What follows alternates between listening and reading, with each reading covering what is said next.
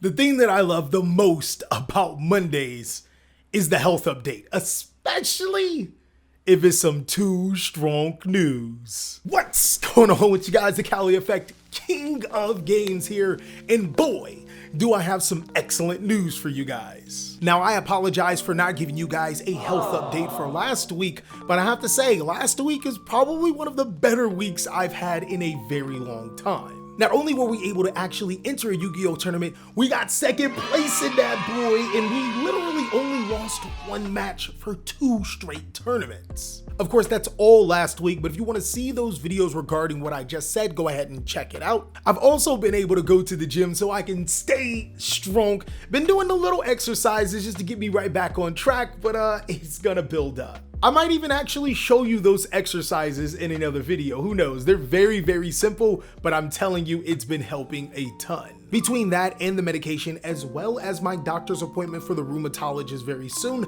things are looking up instead of down. There was one thing I did have to give up. Equivalent exchange requires that, and it just so happened to be football. And if you guys want to know the reason why I give up football, I do have it for Patreon exclusive members. We're gonna bring back those podcasts where you get to know the TheCaliEffect personally. But to be honest, while he giveth, he taketh away. While we did lose football, we gained so much more in Yu-Gi-Oh knowledge, because now I can tell you guys some really insane decks that can potentially help you beat some of the top meta decks. That's right, ladies and gentlemen, Earth Machine isn't the only Yu-Gi-Oh deck that can take the meta by storm. In this video, I'm going to be giving you some very, very cool strategies, as well as explain to you how they work and how they could potentially compete inside of this format and why they are so insane. So of course, if you want to see more videos like this, then be sure to destroy that subscribe button, but also be sure to hit that notification bell if you want to be too strong. I can actually do that, and it still hurts a little bit, but I'm proud.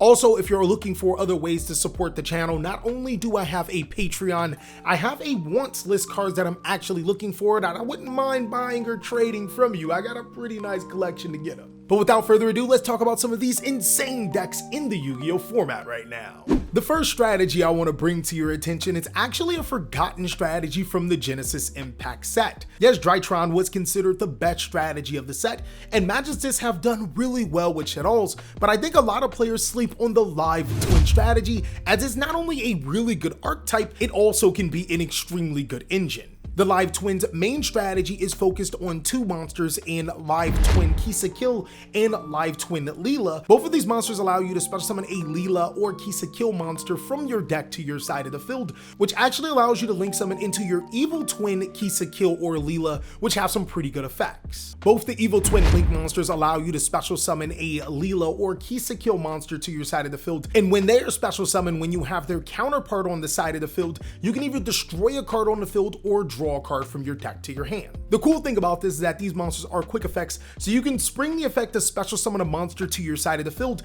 as well as either draw a card or destroy a card on your opponent's side of the field during their turn, and then get rid of the monster and summon it again on your turn to be able to gain more effects. As you can see, it's starting to be an endless loop where you just gain serious advantage. Another cool thing about your Evil Twin Link monsters is that you can special summon Nightmare monsters to where they point to, be able to gain the Nightmare monsters effects, and since they're co-linked, you're also able to draw a card. There are so many times this happens. The Live Twin strategy can also be combined with other strategies like Eldritch and Unchained. There's almost no limit to how powerful this deck is. You're sleeping on it if you've never witnessed it. Another strategy that is yet to be released that I find really interesting, probably the best strategy from the Ancient Guardian set, is Ogdiotic.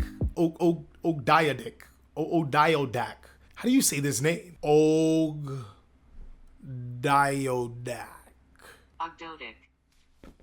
That doesn't even sound like it. Now you're gonna hear me butcher Ogdodic's card text very, very soon, so forgive me right now, but this deck is actually really interesting. The Ogdodic strategy is a series of light and dark reptile monsters that can essentially special summon themselves from the graveyard by tributing monsters on your side of the field. The basis of the strategy is to send as many reptile cards from your deck to the graveyard, possibly with a card like Snake Rain, to be able to load up your graveyard with these light and dark monsters and summon them to your side of the field, and proceed to make Link and Exceed plays. But wait, they're dark monsters. They're light monsters. Chaos? I can see the strategy working similar to how we did with Thunder Dragon Chaos. You load your graveyard with light and dark monsters, and then you use their effects. Afterwards, you can summon very powerful monsters like Chaos Dragon LEVIANEER, and if you can mix it up and put other types into your graveyard, you can even summon Archnemesis SCYTHE, a card that I feel that is really good in Yu-Gi-Oh! Right now.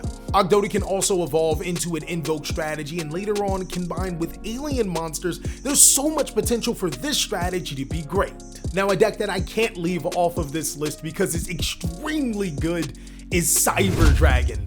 Cyber Dragon is not only one of my favorite archetypes of all time, it just so happens to be really good in this format. With monsters like Invoked Mechaba being Machine, and then the opponent actually special summoning monsters into the extra monster zone, Cyber Dragon by itself can actually net you plus advantage just by summoning it to the side of the field and removing an opponent's critical threat. First turn boards in previous formats for Cyber Dragon were considered weak, but a Red Eyes Dark Dragoon and a Cyber Dragon Infinity in this current format is kind of scary to go against. Another cool thing about Cyber Dragon is that anytime artifact monsters and Droll and Lockbird is really good in Yu-Gi-Oh!, Cyber Dragons can be really good themselves. Because it's a rank 5 deck, easily Xyz summoning into artifact Durendal is a possibility, and for the people that don't know, when your opponent attempts to search while you have artifact Durendal and Droll and Lockbird in your hand, you can essentially make your opponent shuffle their entire hand into their deck and not be able to add cards from their deck to their hand for the duration of their turn. Consider it like a hand loop without hand looping. Artifact monsters not only help Cyber Dragon players while going first, summoning a SCYTHE to prevent your opponent from special summoning from the extra deck, it also just so happens to be a level 5 light monster, so making that Durendal is fairly easy. In totality, Cyber Dragon seems to have everything going for it in this format. It has the ability to use Droll and Lockbird and Artifact Lancia to its maximum potential, while also being able to break some of the most fearsome boards in Yu-Gi-Oh! I seriously think the only thing that I fear is Winda, but Cyber Dragons have a searchable kaiju for that. Cyber Dragons are easily one of the most fierce strategies in Yu-Gi-Oh! And if you guys want to see an updated deck profile, then be sure to destroy that like button and let me know down below in the comment section. Who knows, we might even have a live duel in the works. And if you thought that Cyber Dragon was really obscure, I'm about to go way into obscurity and say that Dragon Maids are actually too strong. Now again, we're in a Yu-Gi-Oh! Format where simplistic boards with huge follow-up is the key. Dragon Maids pretty much have all of that. Dragon Maid is really hard to pin down because it is a fusion link-based strategy, but it's also a strategy that greatly benefits from Dragon Link cards. So while if you wanted to, you could pop off with every single combo that Dragon Link has, being able to set up a board of Heretic Seal of Heavenly Spheres as well as a Dragon Maid Tiding is a little more fierce in the Dragon Maid strategy as opposed to Dragon Link, because I mean, you're playing Dragon Maid cards. You can actually summon more than Chamber. Chamber Dragon Maid is huge for advantage. This deck is just so good at continuously generating advantage while disrupting the opponent. One of the prime reasons it can do it is through Dragon Maid Show.